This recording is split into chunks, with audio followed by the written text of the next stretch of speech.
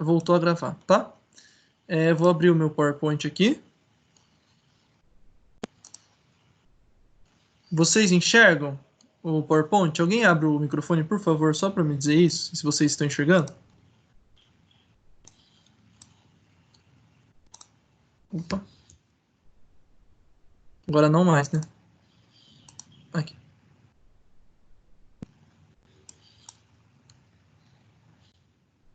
Espera aí.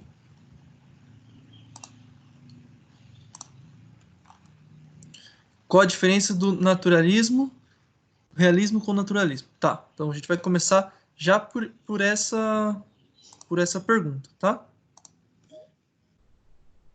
Aí, tem alguém aqui. Deixa eu deixar assim, que é mais fácil. Bom, a gente começa por essa diferenciação, né? Vocês não estão vendo o PowerPoint, né? Aí, foi. Bom, o realismo é a grande escola literária da segunda metade do século, que foi o que o Fernando falou com vocês, né? Então, ele surge como uma oposição ao romantismo, ou seja, alguns valores, para não dizer todos, né, que eram supervalorizados lá no romantismo, ou seja, a gente tem a pátria, né, a questão do nacional, a pátria é supervalorizada, a mulher, ela é idealizada, basta lembrar do ultra-romantismo, né, a mulher, ela é inatingível, até de tão especial que ela é. Depois, a gente tem a questão do próprio amor, né, o amor é algo idealizado também.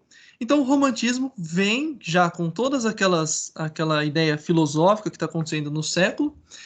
Ele vem para quebrar isso. O realismo vai falar, ó, esquece, tá? A realidade não é tão legal assim, não é tão bonitinho assim. Eu vou te mostrar como é. Bom, então essa é a oposição que ele faz ao romantismo. Não idealizar mais nada. Faltou aqui uma letra maiúscula, tá? Desculpem, porque é o nome da escola, então letra maiúscula. Bom, então o realismo é essa questão de vou mostrar como que é a vida de verdade, quais são os problemas da vida, o quão falidas são algumas instituições que o romantismo vai supervalorizar, por exemplo, o casamento. O casamento, o próprio amor, né? Então a questão do interesse vai ficar muito vigente aqui a partir de agora nessa literatura para a gente pensar na diferença entre os dois. Então, o realismo é o movimento que surge e fala, ó, basta de romantismo, vamos falar de realidade. A gente tem que pensar que o realismo é como se fosse um filme. Então, a gente está lá filmando todo o cenário sem qualquer tipo de filtro, mostrando a realidade crua, como é que ela está acontecendo. Então, ela vai lá na casa das pessoas, mostra como é que é a vida delas, acompanha as pessoas quando ela tem um encontro com um amante, por exemplo, e tudo vai percorrendo sem qualquer tipo de idealização. Mais do que isso ainda, além dessa câmera, né, fazendo esse panorama cru, ela consegue entrar na cabeça das pessoas e mostrar o que as pessoas estão pensando. Quais são os objetivos, quais são as finalidades para que elas fazem as coisas. E na maior parte dos casos, não é nada assim heróico, né? Aqui vai começar a aparecer essa questão dos personagens sem caráter, dos personagens que vão querer se dar bem à custa das outras pessoas, tá?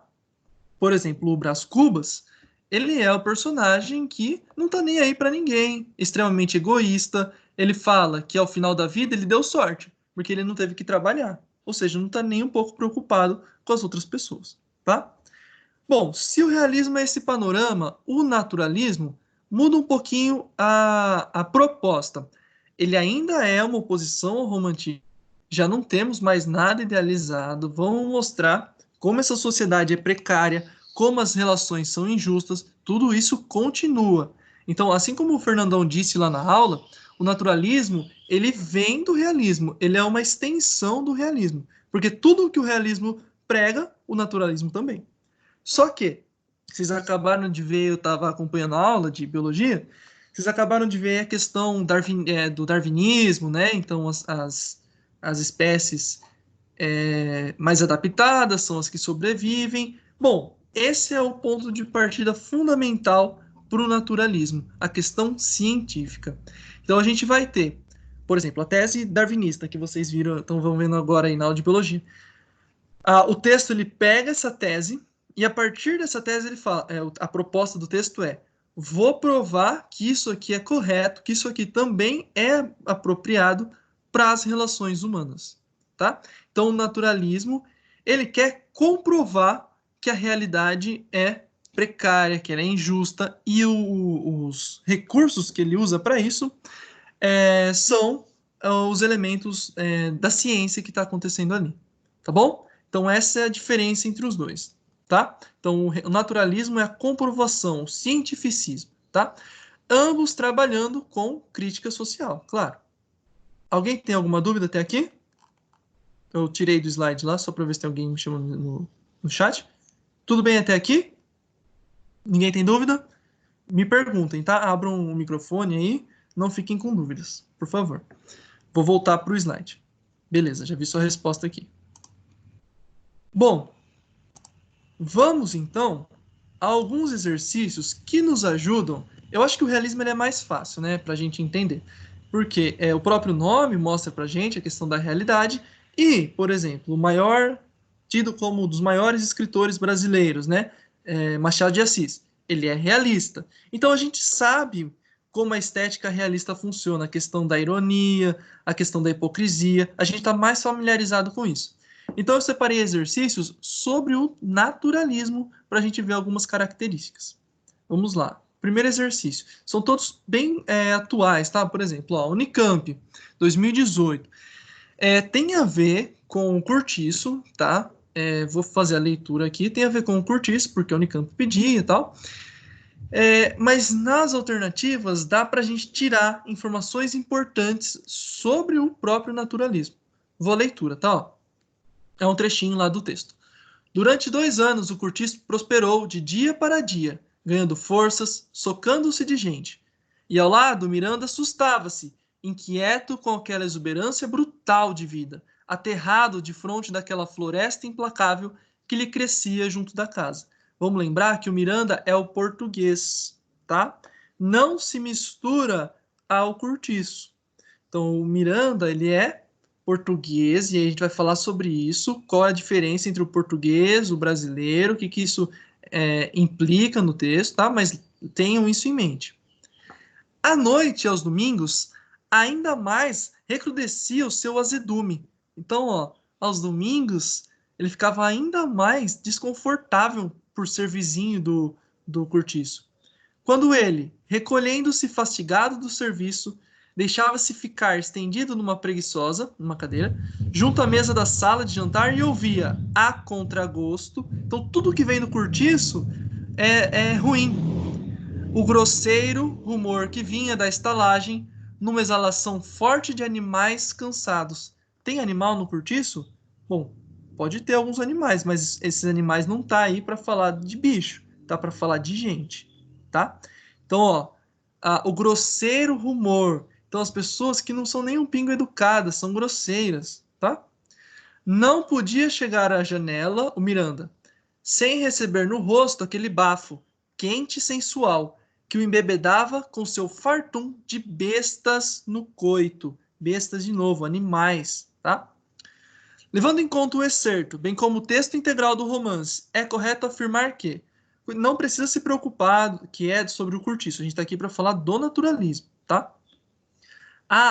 O grosseiro rumor, a sensualidade desregrada e a exalação forte que provinham do Curtiço decorriam, segundo Miranda, do abandono daquela população pelo governo. Olha, o Miranda, ele vai julgar, assim como o texto vai julgar as pessoas do Curtiço como inferiores. E aí, pegando lá o gancho da questão do darwinismo, a questão da população, do abandono do governo, não é a causa disso. É porque eles naturalmente são inferiores. Por isso que eles têm esse comportamento animalesco. Então essa é incorreta. E os termos grosseiro rumor, animais, bestas no coito, que fazem referência aos moradores do Curtiço, funcionam como metáforas da vida pulsante de seus habitantes. É verdade, tá? Então tem a ver com essa questão animalesca que o pessoal do Curtiço gera no Miranda, tá? Ele vê com maus olhos aquelas pessoas. C. O nivelamento sociológico na obra O Curtiço Se dá não somente entre os moradores da habitação coletiva e seu senhorio, mas também entre eles e o vizinho Miranda. Nivelamento sociológico, ou seja, estão todos no mesmo patamar. Não.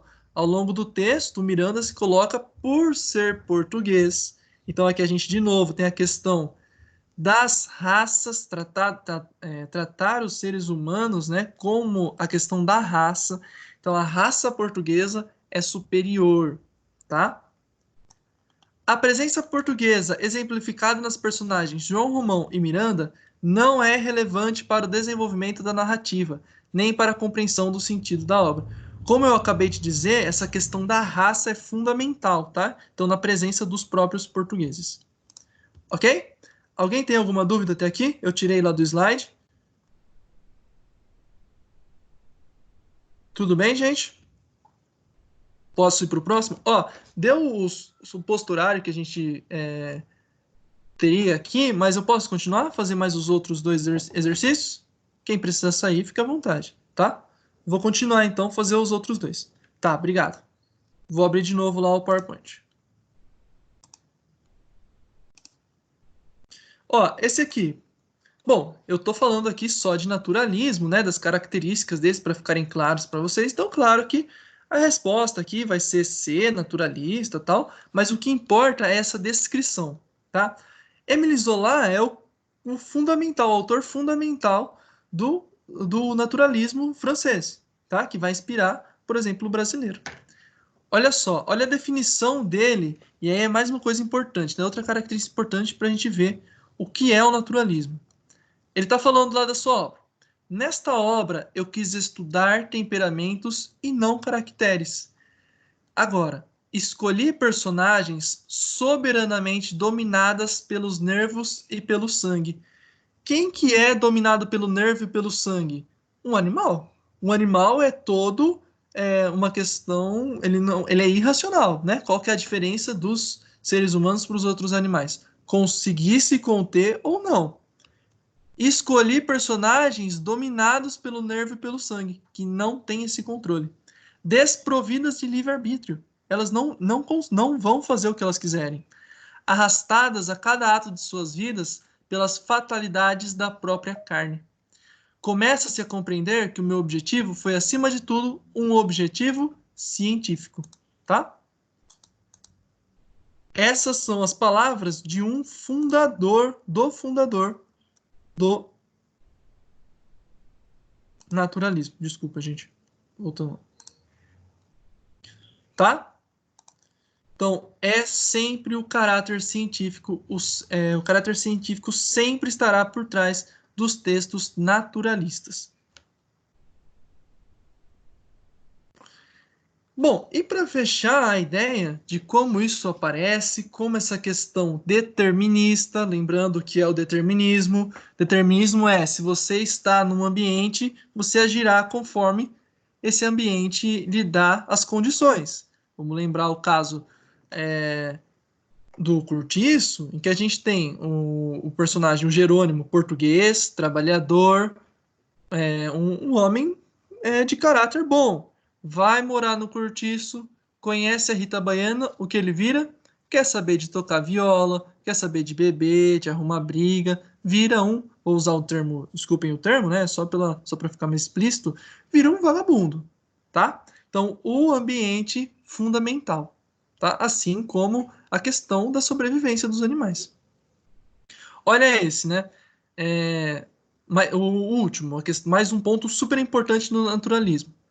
Tem lá um trechinho de outro texto do Aloysio Azevedo.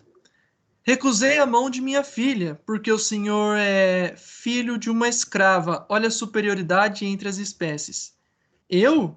O senhor é um homem de cor. Infelizmente, esta é a verdade. Raimundo tornou-se lívido. Manuel prosseguiu, no fim de um silêncio. Já vê, amigo, que não é por mim que lhe recusei Ana Rosa, mas é por tudo. A família de minha mulher sempre foi muito escrupulosa a esse respeito, e como ela é toda a sociedade do Maranhão. Concordo que seja uma asneira, concordo que seja um prejuízo todo, um preconceito. O senhor, porém, não imagina o que é por cá a prevenção contra os mulatos, tá?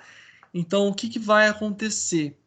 a questão da miscigenação vai ser vista como algo totalmente negativo. Então, o português, o branco, que se envolve com o negro, ele vai perder qualidades. Tanto que a gente tem o termo que hoje é ofensivo, que é o termo mulata. Por quê? A mulata, igual tá aí, né? Mulato, a mulata era associada à questão da libido, a questão da sexualidade, tá? Então, mais uma vez, a predisposição preconceituosa a personagens que eram, como eles classificavam, em miscigenados. Tá bom? Então, só para terminar a pergunta, ó, influenciada pelo ideário cientificista do naturalismo, a obra destaca o modo como o mulato era visto pela sociedade de fins do século XIX. Nesse trecho, Manuel traduz uma concepção em que já é a primeira questão, a alternativa correta. A miscigenação racial desqualificava o indivíduo. Existem espécies superiores umas às outras. Tá bom? Vou abrir agora para dúvidas. Eram esses 3 exercícios que eu tinha para vocês. Alguém tem alguma dúvida?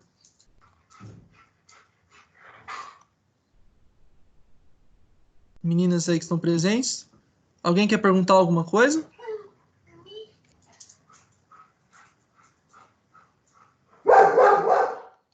Não? Eu fechei o slide agora. Eram só essas questões, só para a gente ver mesmo essas características aplicadas no vestibular. Beleza. Obrigado, gente. Eu que agradeço. Deem uma atenção, tá? Agora, as próximas aulas do Fernandão, aos aspectos naturalistas que ele vai mostrar na obra. Porque vocês viram, ó, são 3 vestibulares diferentes e atuais sobre o assunto, tá? Então, super relevante. Tudo bem? Posso finalizar aqui?